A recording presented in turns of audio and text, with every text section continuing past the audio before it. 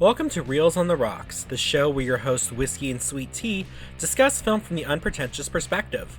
Merry Christmas, everyone! Today in our season finale, and in the spirit of the season, we discuss the beautiful and timely foreign film Joyeux Noel.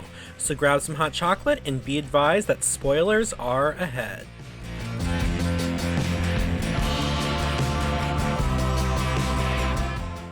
Welcome back, everybody, and happy holidays, or Merry Christmas, or Joyeux Noel, as we'll talk about today. Feliz Navidad. I took Spanish in high school. I took Spanish for 1 year, but since the area I was in was like mostly Spanish, everybody who took that class, was mostly Hispanic. Most people who took that class, it was just a goof off class. I learned nothing in that class. See, I feel like it would have been useful. I mean, that's the reason I took it, because I'm from California, you're from Texas, but in both of our states, it's a very useful language. So it's like, at least that's the way I took it. I'm gonna, and also I've always wanted to go to South America and stuff. So it's like, I'm gonna be able to use this more than. I plan to honeymoon in Buenos Aires. But anyway, so what's the movie? So to this. Well, you should. Okay, never mind. I get what you're doing. Okay, sorry, listeners. I'm just, never. He's very excited. I'm very excited because I love this movie. So this week's movie for Christmas is Joyeux Noel, 2005. It is a foreign film, French to be specific. A third of the movie is in English, though. So if you're nervous about seeing a movie with subtitles, this might be a good starter for you, because again... But that's important why they did that. Well, I know. It's because everyone's speaking their native language. This was, even though it didn't compete at Cannes, it was screened No, it was Cannes. an official... So the version I saw had it. It was an official selection. It was official selection of Cannes, but it didn't compete. I mean, it's still, in my opinion, it's still impressive. Still saying, hey, this is one of the best movies at this festival. Like, that's no. I know. I'm just like, it wasn't like it was up for like the Palme d'Or or something. No. I got you. Okay, so yeah, so this is screened at Cannes, and so this movie was quite popular when it came out overseas. Not as much here. Oh, it bombed. I looked that up. It did not even make back its budget worldwide, which is sad. Because I'll let you continue, but I will say before we go on that this is like the perfect movie for this year. Well, actually, before we go into perfect about it, end of the year anyway. Before we go into it, why would you say that it's a perfect film for this year? Well, it's a World War I movie, which is... I mean, I'm not going to get into the history because that's a different podcast, but I'd say if you look at like most of the famous wars, World War I's one of the stupider ones where people were fighting for no good reason. Mm-hmm. And I don't know, this year's been such a mess. Everyone hates each other. Mm-hmm. And it's just about people coming together, putting the differences aside, and treating everybody as humans. Yes. And this is based on something that actually happened, and I almost researched to see, but I didn't want to hurt your feelings if it wasn't historically 100% accurate. Because what it's about, if you guys have never heard, so it's called Joyeux Noel, and I'm pronouncing. I didn't take French. It means Merry Christmas in French. Yes. So it's about, in World War I, on Christmas Eve and day, there was a ceasefire between all of the troops on the Western Front. And this did happen, but I don't know if it was as, sweet and romanticized as it is in this movie. I should have looked it up, but I didn't want to make you sad. But good for you, I did look it up. I did do the research. Good.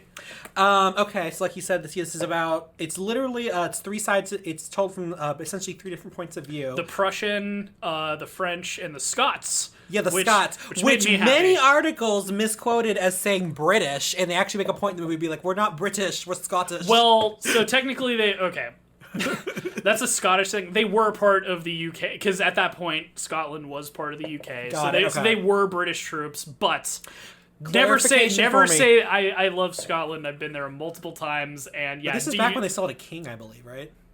Maybe I should look that up. I feel like maybe not, but anyway, but yeah, that's something today. Don't ever call a Scotsman or Scotswoman a Brit.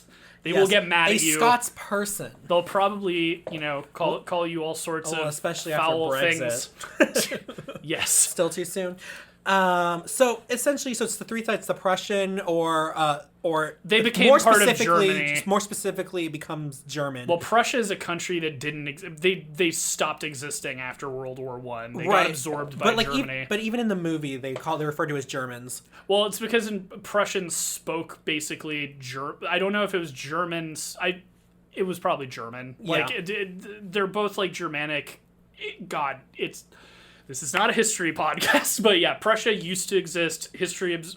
Germany absorbed This it. week, Whiskey will drink and describe history. No, thank you. We promise this is not a ripoff of Drunk History. Right? Hire me. Hire him. He's hilarious. Hire me, Josh Waters, or whatever Waters that runs the show. Already sounds drunk. Right. I'm only drinking water. For once.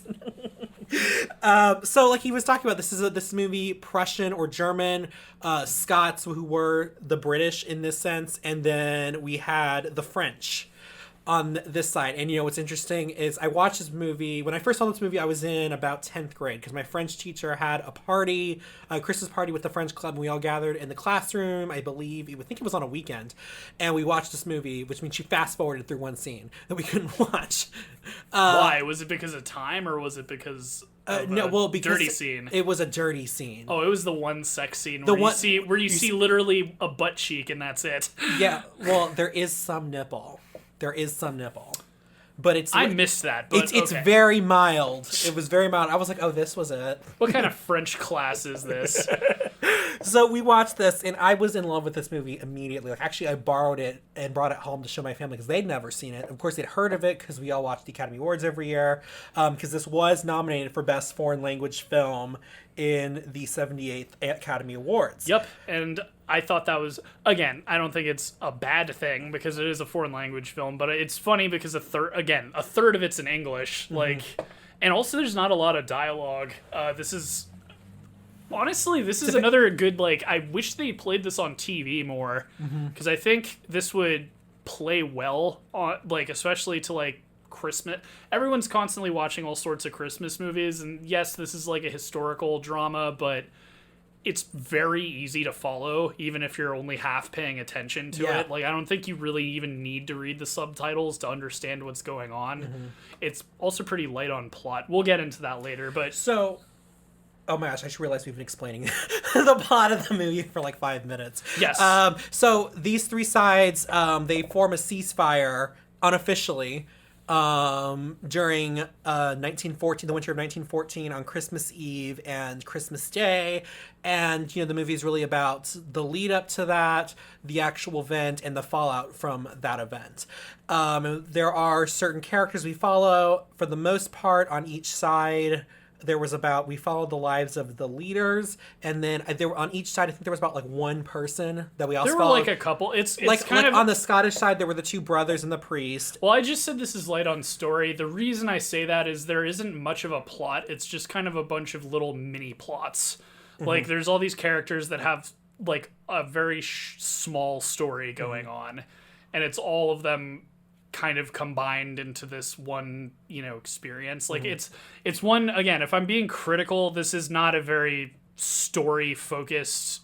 It's more of an idea based on something that really happened, rather than this being some super engaging story, if that makes any sense. I was engaged. Well, I'm not even trying to diss the movie so much as it's not basically, it's not... There's not one main character. There's 20 main characters, and they all have one little thing going on, and they all come together. But what's interesting is with the large amount of people that it's focused on, I never felt lost. No.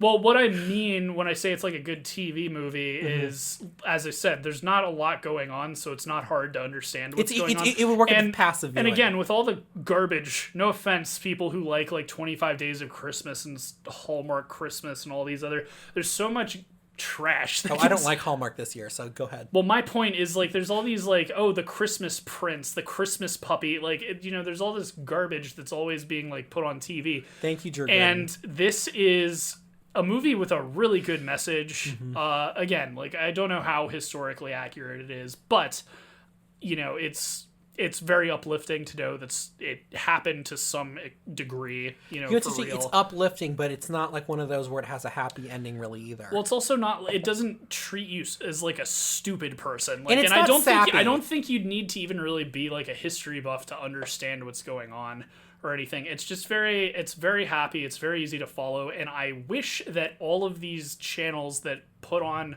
so much bad Christmas movies to like fill content, like to fill time and everything. You never see this on TV, and I feel like this would be another good one. Well, and this is a movie that, because, like you said, it didn't make back its profit. I'm having trouble locating on Blu-ray. Yeah, and I actually wonder if, speaking of that, I wonder if this is actually syndicated at all overseas, like on the BBC or something. Because I want to say again, maybe it's American taste or something. I don't think that. I think Americans would like this movie if they watched it. Well, of course they're not going to watch it because they're not involved in it. Right.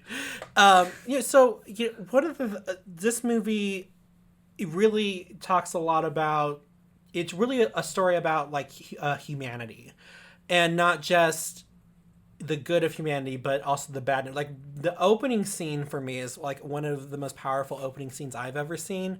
It's literally just these school children regurgitating the hate that they are given in their own languages about their enemies, and that is so disturbing. And that is one of the big. It's funny. I didn't forget about that scene, but that's kind of what I should have said a few minutes ago when you were asking, like, oh, why would you say that it's a good movie for this year? That's why. Mm-hmm. Because again, like, not to get too much into the history, but there was nothing. World War II, the world was essentially fighting a supervillain who committed genocide. World War I was about nothing. It was about some countries getting, bloated egos about, like, trying to expand their borders. No one's borders really expanded. Some countries were absorbed by other countries, but for the most part, nothing changed. A bunch of people died. And yet, at this, like, to get people to care about the war, there was so much propaganda. Like, and sure, there was in World War II as well, but again, like, considering World War I wasn't about anything, there was so much about, like, oh, these filthy Germans and these filthy, like, there was so much hatred for no reason. Yeah. And it was just to motivate people to fight. And that, again, it kind of feels like this year. I feel like everyone is in such a shit mood. Everyone hates each other right now. And I feel like, I like, again, with this movie, I like the message of everyone just chilling out and, like, treating them like people, like actually sitting down. And I know there's, like, a lot more, like, complex political stuff going on right now today, but I just mean it's so easy to, like, turn a group of people into straw men, or, like, just not actually try and empathize with someone's situation, or, like, listen to what they have to say. And what it's honestly, World War I is, like, the time where it was like that. You were just told to hate this person because of the country they were from, because you needed to gain this many inches on the battlefield that day, and you internalized that hatred, and you forgot how pointless what you're doing actually is. Yeah. And that's actually something I was gonna talk about. Is what I do like about this movie is directly after that sequence, we go right into, I know you said it's plot, but I guess the plot of the movie. And one of 20 plots. I do what I like about the way that this movie is told is we spend a lot of time towards the beginning getting to know these people on very human terms. The director, Christian, I want to say it's Christian Carrion. I think that's how you pronounce his last name. You know what? I never took French, so the burden is on you. That's burden on me. I don't have to pronounce things correctly. I have to speak for the French people. What I really liked about that is he really took the time to make sure that none of the sides are really presented to you as bad. They are really, you learn all their their problems, their hopes, their dreams, their struggles, and I think that's really interesting because I don't really remember seeing a war film that really took the time to make sure you essentially had an unbiased view of all the sides. Again, it works with World War One. It's also nice that this is something that happened during World War One. I was thinking, like, if this were something they tried to do with World War Two, it'd be a lot harder. Like, again, yes, you shouldn't dehumanize the opposing side, but when the opposing side is committing mass genocide, you know, it's kind of hard to really... You know, but even then, the movie makes the effort to create a separation between the soldiers who are on the ground and the people who are making these decisions above them. I see what you're saying. Yes, no, that is I actually love that. You know, you see a lot of the generals and stuff, like, feasting in mansions that they've confiscated from people, and, you know, at the same time the people out on the battlegrounds are, you know, in the trenches and all that sort of stuff. Yeah, no, what I was talking about is, like, it's, again, with World War One, it's so perfect for this kind of message because, again, the war was about nothing. There was no one, you know, like, again, we think of the Germans as, like, the evil ones or whatever, but that was World War Two. In World War One, they were just about as bad as... All I know about that war is it was started by the assassination of Archduke Ferdinand. It was literally just people trying to expand their borders. That's all it was. It was like, oh, the assassination kicked off this whole chain of events where it was like, oh... And that's actually why Prussia became part of Germany, because, again, expanding borders. So pretty much all that changed was the map of Europe. A bunch of tiny countries just disappeared and became part of other countries. Okay. But that's how pointless it is. The fact that you can't even tell me what it was about. I could tell you what other major wars are. Exactly. But that's what I mean. You're not actually misremembering anything. World War One was literally about nothing. And that's why it's stupid, and that's also why this is such a great movie, because the whole point of the war is stupid, and the only people that are suffering are people that are basically drafted into the war and brainwashed to hate other people. What I'm saying is, like, for a lot of other wars, it's a little harder to, like, humanize, because if you have, like, one side doing something pretty despicable, it really is kind of hard to be like, oh, they're people too. But I know what you mean. The commanding officers are really only bad, and especially with the ending too, which we'll get to. But and it's like, you know, like I said, they make a clear separation between the two. Even the leaders who are in the trenches, they separate them from the people who are making decisions of where to advance, when to advance, and, you know. And even then, they make sure that you know that it's not just one set of leaders. Like, it's not just the German leaders who are celebrating in this mansion and drinking champagne. You know, we have that Scot, the British or Scotsman general, who is just like, has no idea of, like, really what's going on here. Yep, and they're laughing at him as they fire around into the air, and he thinks it's the enemy, and he's panicking. And that's a great scene. And then we have, you know, also the French general, who's actually the father of the leader of this thing, and he's just going on about. It reminded me of, like, when we have those older relatives who just, like, repeat what Fox News says. Well, you know, I don't know if you read All Quiet on the Western Front. Again, like, this is, like, stuff that I learned a bit about in college and stuff. I'm not a history person, but World War One I just found fascinating. And I've said this, like, 20 times already, but the war was about nothing. And another driving force with the whole expanding borders thing was nationalism. You know, our country's better than these other countries. And you saw that with the French general in this movie, or French commanding. His father's like, when I was a soldier, we had the cavalry, none of this stuff. And we were proud of our country. Like, he's essentially, like, he's so full of his whole, like, military BS that he's not seeing the forest for the trees. You know, it's, again, like, if you really, like, sat down and was like, well, what are we fighting for? Like, inches. We're trying to expand our border, but these darn other people are trying to do the same thing. It's nationalism. It's, like, propaganda. It's all sorts of crap. But yeah, like that guy. You know, and like, even when they're towards the beginning, before they have called the ceasefire, Daniel Bruhl's character, unfortunately, he's, like, the go-to actor to play Nazis. This is, like, the third movie I've seen him in where he plays a Nazi. There's no Nazis. I'm sorry, not Nazi. Well, a German soldier then. Okay. Because literally every other movie I've seen him in, he's been a Nazi. Fair enough. But yeah, Nazi Party did not exist yet. Which is tragic, actually, for his character. Oh, yeah, because he's Jewish. Yeah. Which, again, like, if someone who didn't know anything about... Again, I don't think you need to understand anything about World War I to get this movie, but I'm sure if you confused it with World War II, you'd be like, wait, what? Mm-hmm. Why is the German guy Jewish? It's because all the bad stuff hadn't happened yet. Yeah. It's because they weren't as racist against them yet. Anyway. Ugh. So, and his character makes a point to pick up that wallet and hold on to it because he wants to send it back to whoever it belongs to, even though it clearly doesn't belong to anybody on his side. Remember, he gives it back to him later. He's like, I was going to send it back because there was an address in here. And so, it's just those moments where it's like, even in war, before they even called the ceasefire, these people were still human and realized that each other that other people have feelings and emotions and are essentially are people and not,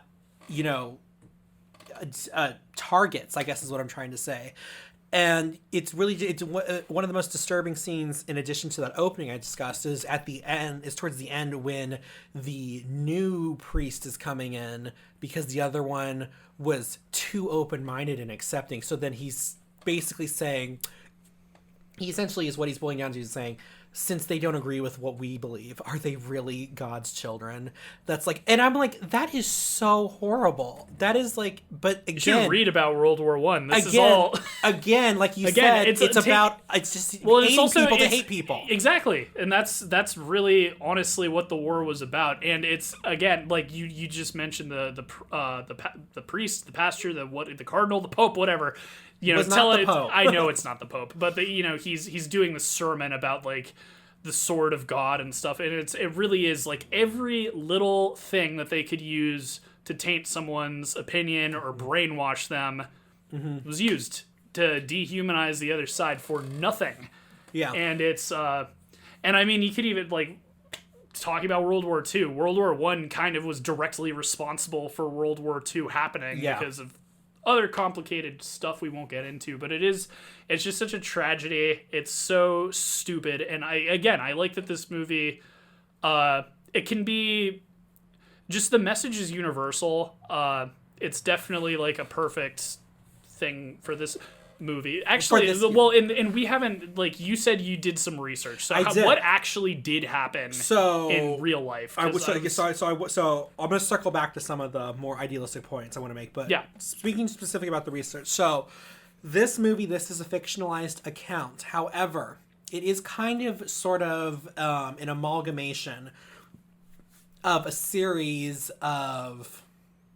what is it called? Of a series of ceasefires that occurred all along the Western Front. So this did not happen everywhere. There were some where it didn't happen at all. There were some where they only like maybe just said Merry Christmas to each other, and that was it. There are some where they played soccer and they played cards. There are others where they had joint funerals to when they buried the dead. And so this story is kind of really just trying to, share that the ideas of those events taking place into one cohesive story, because I feel like if they just did this in all the different places, the movie would have been a mess. So it's kind of like when writers combine characters, it's kind of like they combine all these events into one big event. So this was something that happened, and I believe when I looked this up, if this number's accurate, I think they said about 100,000 people took part in this all across this front, and I'm like, that's amazing. And what's interesting is you and I look at this and hopefully most people who watch this will look at this as a shining beacon of humanity in this warish hell, but other people, particularly people with military backgrounds or who analyze history and stuff, they said, oh, this was a show of the lack of cooperation and structure that these armies had because they weren't able to keep everybody in line, that this happened. I would love to hear someone try and argue how, again, I think I've made my opinion on the World War I pretty clear, but I'd love to see someone try and argue about how that war did anything good for the world in the first place, and why it was it ever just brought us important. the second one. It pretty much, yeah, it was the prequel. It was the prequel to this. It was the setup. But yeah, so I mean, if you're that much of a military nerd, have a nice life, I guess. But yeah, it's just ridiculous. I don't know, like. Well, my thing is, how can anybody look at this series of events and their takeaway is, oh, clearly there wasn't enough structure? Well, that was going to be another question. Was there any? Because that is so. Spoiler for the end. You guys already get the spoiler alert for it. But yeah, they all get punished for it. Did that happen to? Yes. Okay. So that happened to varying degrees based on the severity of the event. Gotcha. It was actually something that they tried to cover up for the longest time because they thought it was going to hurt morale for the war. When they find out, oh my God, we can get along. What? Well, and I was going to say it's. I didn't like. I was curious where the movie was going because I'm happy with this movie's balanced. I was worried that it was going to get so idealistic it became ridiculous. Mm-hmm. So the fact they got punished, I was like, okay, this movie is at least being realistic. Again, I didn't look up the history beforehand as far as like the ceasefire and everything that happened. So I was thinking like, oh, is this just going to be like... Because again, the war would go on for years. This was only years it's important after to this. note. It's important to note this was only 5 months into the war. Yeah, so that's people were already that done where they were totally willing to just be like, "Hey, why don't we just chill out for a bit? What are we doing this for again?" I know, right? They were all they actually said that movie that's only 5 months and they're like, "I'm not even sure why we're here." That's a big change too that happened. Is at the beginning of World War I, Germany still had a Kaiser. Mm-hmm. Not by the end, so like it's... When they say Kaiser, the one thing I think of is Kaiser rolls, but... Well, it's German for like king, essentially. Uh-huh. So they, they had a royal family and stuff. And then after the war, they started, electing people. We all know where that went. Mm-hmm. So, but yeah, like, I mean, it was a pretty big deal. A huge chunk of the world population was wiped out for this war. Again... they call you're not wrong to not know why. They call it the Lost Generation. Yep, because it was quite a lot of people. Well, and so, So, yeah, strong beacon of humanity. It also... Well, one of the things that I like that this puts out there is it puts it out more of like an idea for us to stop and think about. And it's once they have, ceasefired and they have essentially gotten to know each other. And oh my God... I have a wife, you have a wife. And I know that sounds ridiculous, but the propaganda they were being pumped into them, the fact that they both marry people was actually shocking to They them. said it was, like, and you can watch World War I, propaganda videos. Mm-hmm. People have put them online and stuff. It wasn't just that, it was, the enemy is subhuman. They are not human. Yeah. They're, literally, if you were a different nationality, you were against God and all of this other crap. I mean, the priest literally says that. We watched and I took a sociology class where we watched some propaganda films from World War I, and Germans were literally depicted as monsters. Yeah. That's, and again, if you're like, well, they turned it, this isn't World War II. Yeah. None of that had happened yet. So, yeah. And it was the same thing, French, I mean, that's also, I think, where the derogatory terms, calling French people, frogs and stuff comes from. Because, again, it was all about they do not have lives, they do not have souls, they do not have a conscience, they will kill you in your sleep. This is the sort of stuff they were spoon-fed on a daily basis, so it's like... what's interesting, now that you bring that in, it's interesting that when the whole ceasefire starts, the three leaders come out to talk to each other. They seem to kind of understand that we're all people, but... it's kind of gets to the question of, do the people on top do they really believe what they're putting out there? No, because they were drafted. Yeah. So the other funny thing about this world, well, not funny, pretty tragic. You didn't have a choice. If you were French, and you didn't want to be a part of this war, you'd have to run to a neutral country. Spain. So you would have to go, they would, it was a draft. Yeah. You didn't have a choice in the matter. So You're not wrong. I've been bugging you to watch this. One of my favorite war movies is Paths of Glory, and it's very similar to this.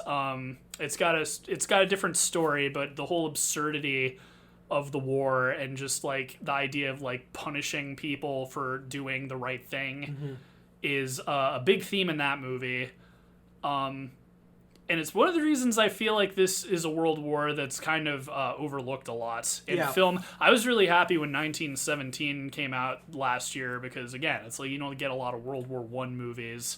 I'm not surprised. World War II, again, you have a literal supervillain that everyone's going up against. I think this movie kind of makes the case. It's very hard, especially in World War I, to look at who was at fault. Because everyone was equally at fault. It was just a very stupid thing that happened. And we're talking. I know you mentioned this before, especially at the end of the movie, where I must keep calling them Scottish people because they said in the movie we're Scots, not Brits. Again, call them Scots because that's what they are. The Scots general tells him to shoot this guy. He's like, no, shoot him, no. So he finally shoots him, and it's a guy in disguise on their own side. It's a guy in disguise, exactly, and it's kind of just like. It's kind of just like making the point of just because of the uniform you're wearing. Yeah, just because of what just because you look like this bad person doesn't mean you are this bad person. And even then, well, it's also literally like the only difference between them is the uniform they're wearing. So when he donned the uniform, he became the enemy, so to speak.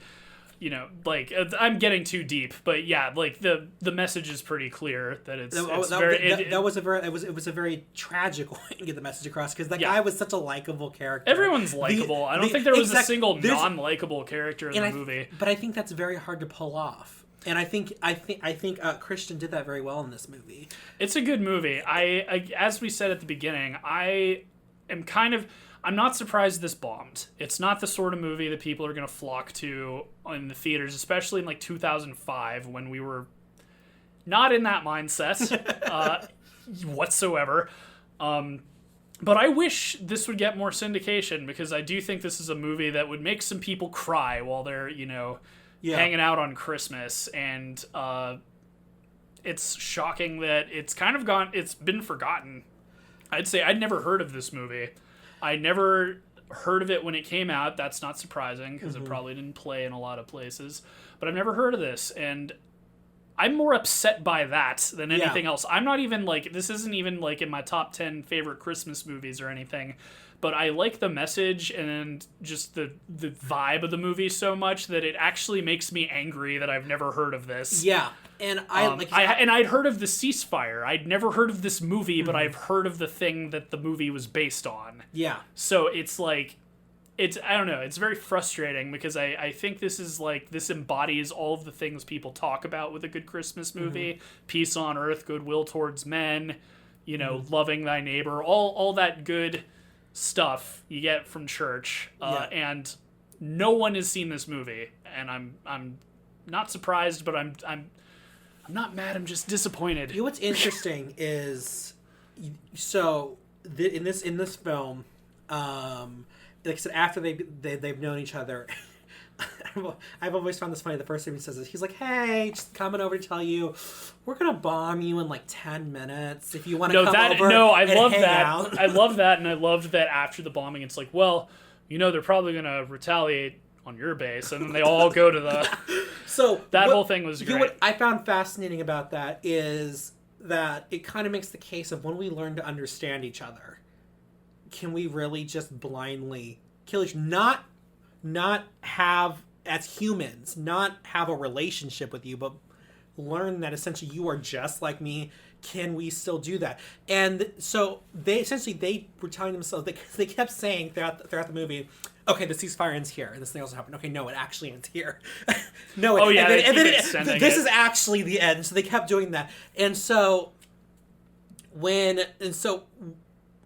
it's interesting that they're essentially being punished for finding common ground in peace, which is essentially what all these people claim they want, at least in their propaganda offices. So when they finally are able to find common ground in peace, now they're being punished for it.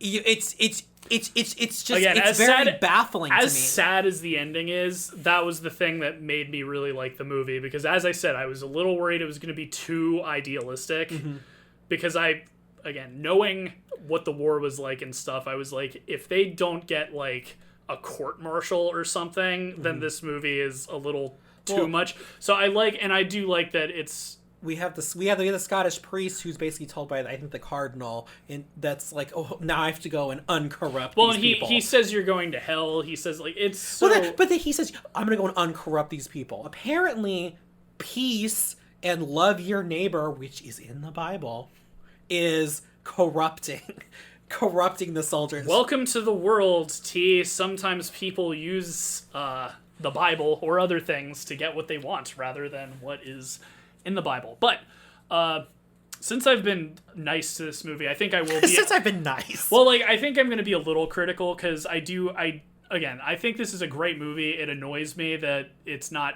syndicated every year, because I definitely think that it deserves more attention than it got.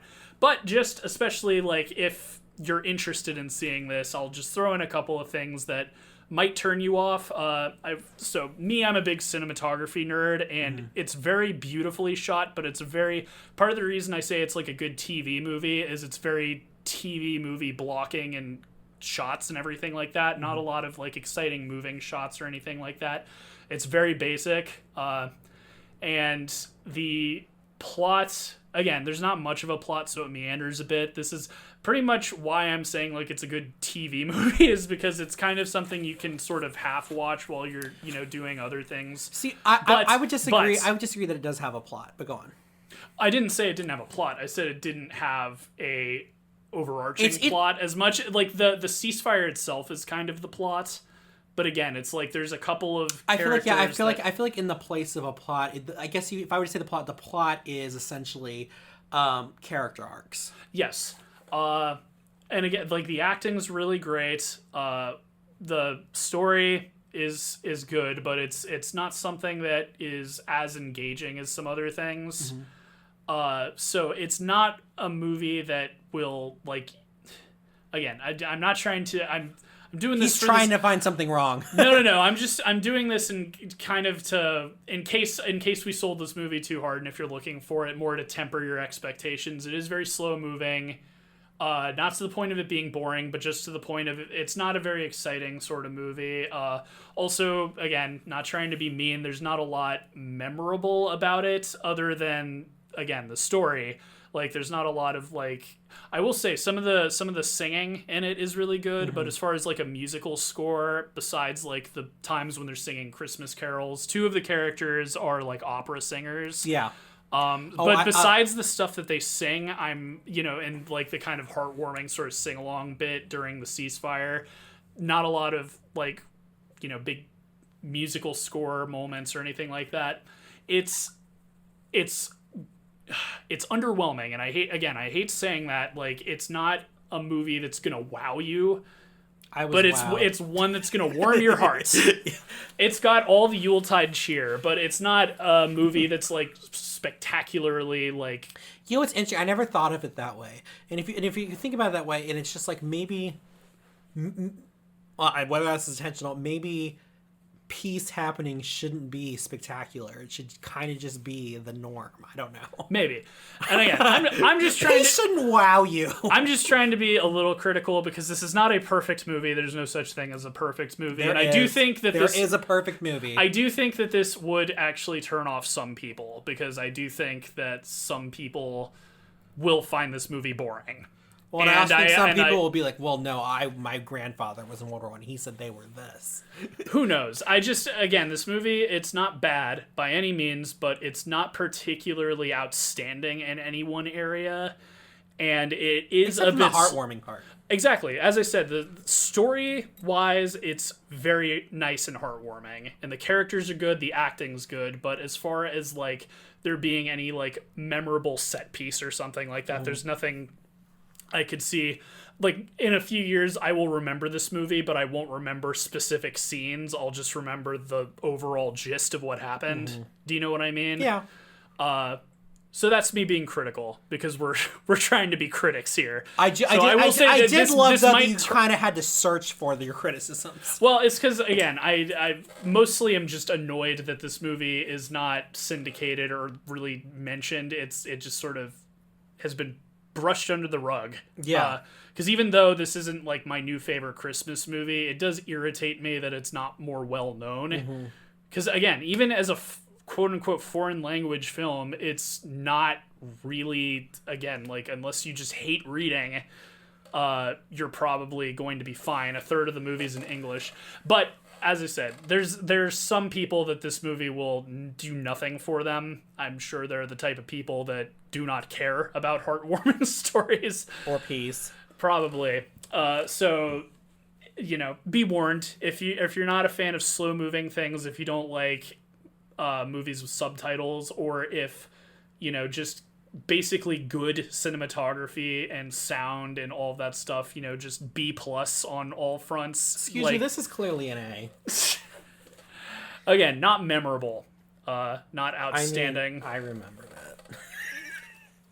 Clearly, I'm the benchmark as to what's memorable. All right, contrary Mary, what's the best shot in the movie? The best shot in the movie, I would have to say, is when they are putting the Christmas trees up on I don't know what that's called, the trench wall. And these people are looking over it, and they choose to shoot it in such a way to where you can tell whoever was looking at it is still kind of like at that kind of sniper position, like they're still very suspicious of what's because they were, but they still chose to show it from that perspective, and I thought that was really cool. I think that's one of my favorite shots in the movie. Fair enough. Let me think. Face, hand. Well, again, you're very defensive. I'm not trying to say it's no. And you're right. There are some issues. Again, it's not even about issues. Again, I'm just saying it's not memorable. There's nothing like everything that's memorable about this movie is just about what's going on in the movie. It's more about the event than. You know, there's like, for instance, the vigil that they do. It's not by candlelight, but they do like a church service sort of thing. Like, if they really wanted to like wow you with cinematography, you'd have like a crane shot going up over like the vast amount. There's none of that. It's just, you know, flat unmoving shots of. Yeah, there's not really any like what we call spectacle but that's shots. That's what I'm trying to say. I'm not saying it's bad. I'm saying it's not. Again, like B+ is still above average. If I'm saying everything in the movie is B+, that means it's still perfectly good.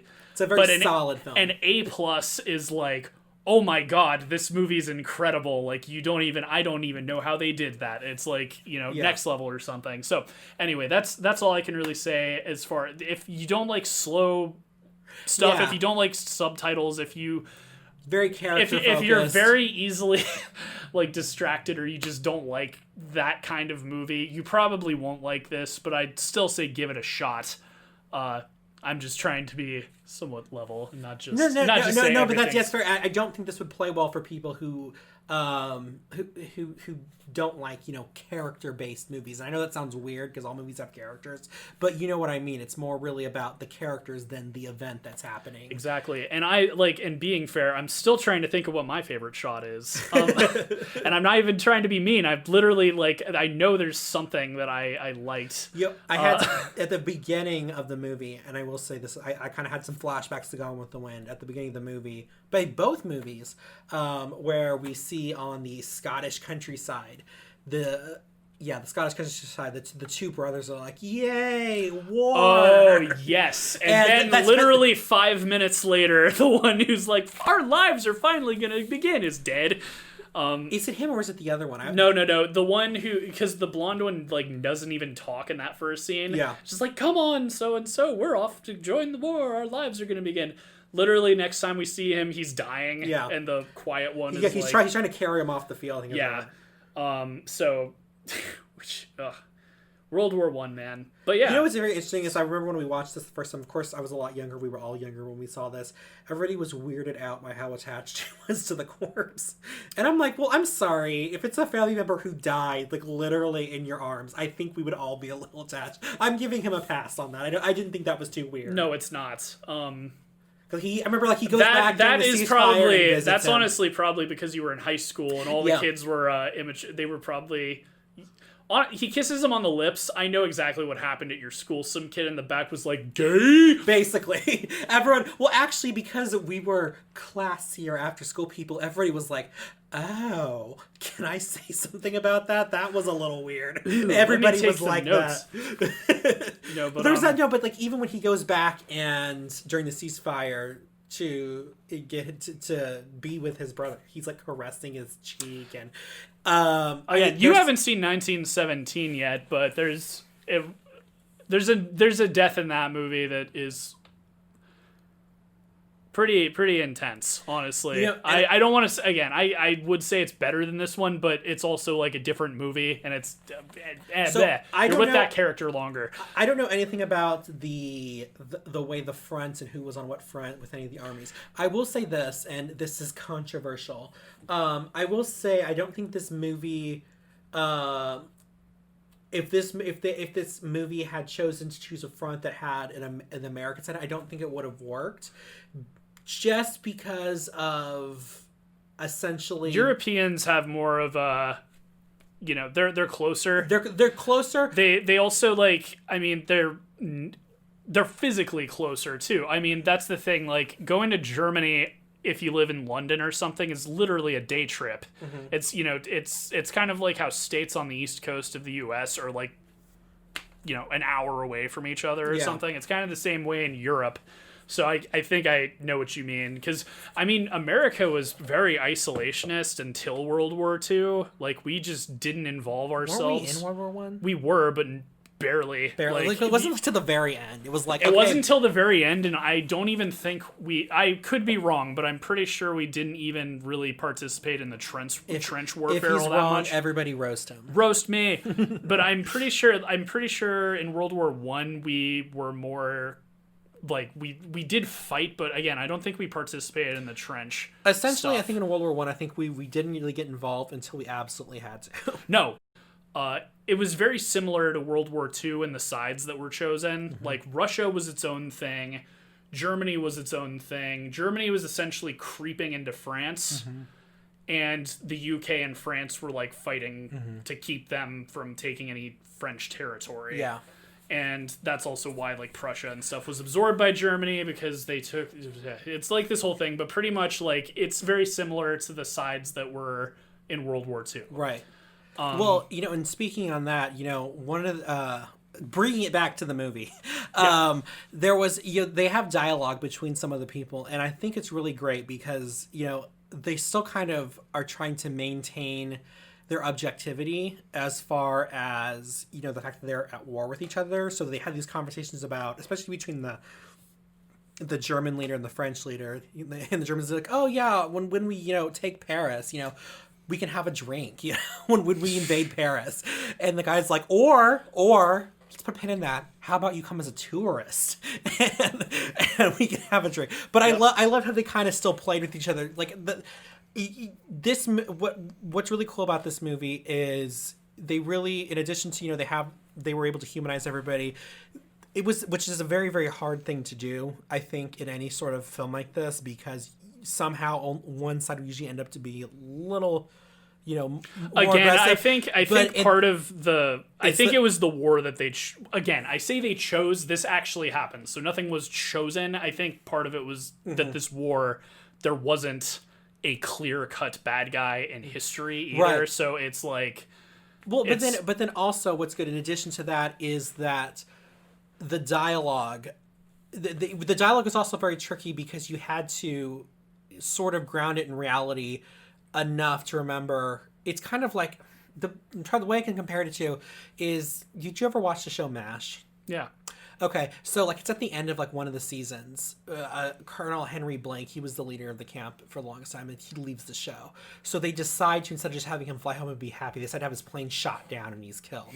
Kind of as a reminder that yes, this is a sitcom, but we are still at war. Yeah. And so they were able to do that kind of through their dialogue during the more idealistic moments when they are at ceasefire and they're playing football. And there was a lot that was very, very difficult to pull off that I don't think everybody could. And I think this director was able to pretty much balance a lot of these issues. I know you said part of it has to do because the war was really about nothing.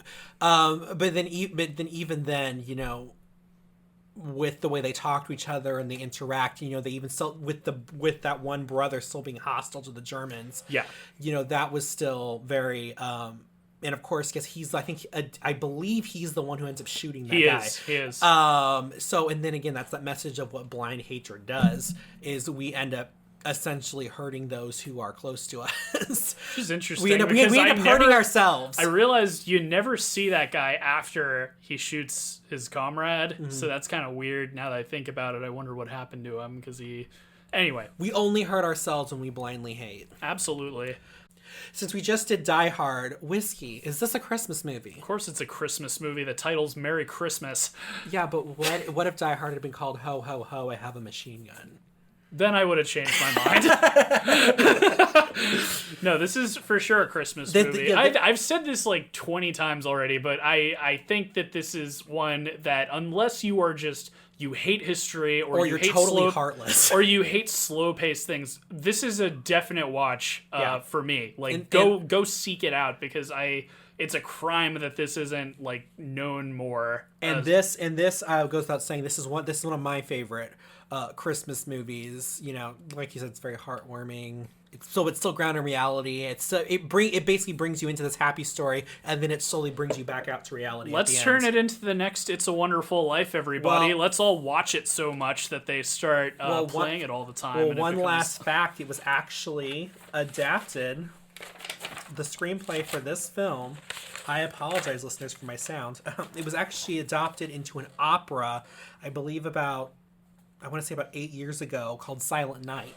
And it's literally an opera of the screenplay. So I was watching some of it online before, and they even there's a song that's called,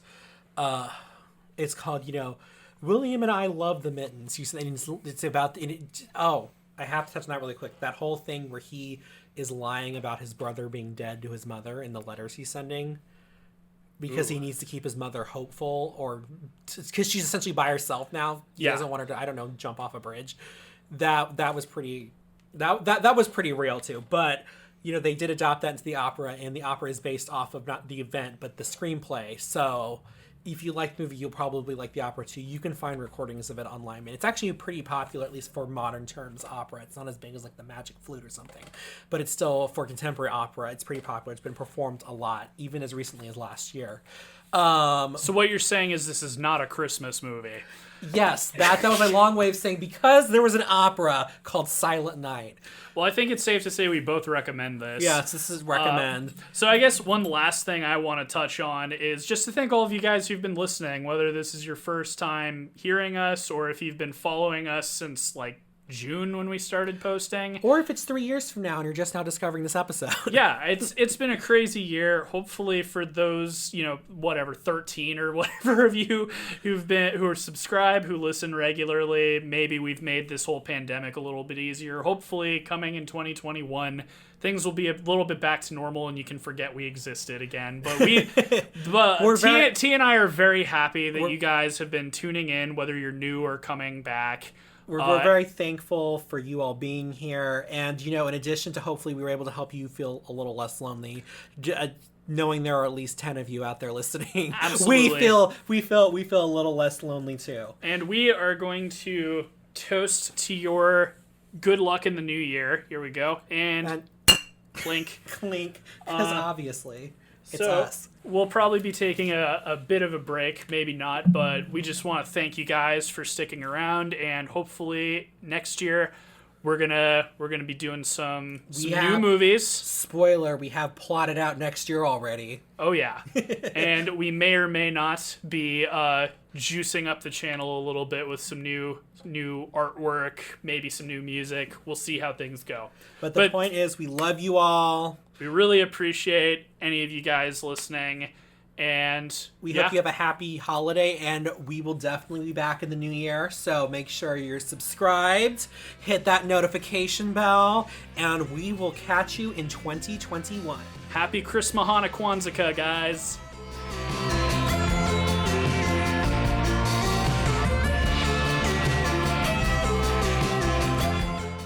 Reels on the Rocks is a production of La Prince Laboratories. It is edited by Pat Mars and produced by Alejandro Castillo, with original artwork by Asa Sparza. Follow us on Twitter @ReelsOnTheRocks and tweet at us with any movies or topics you'd like us to discuss in the future.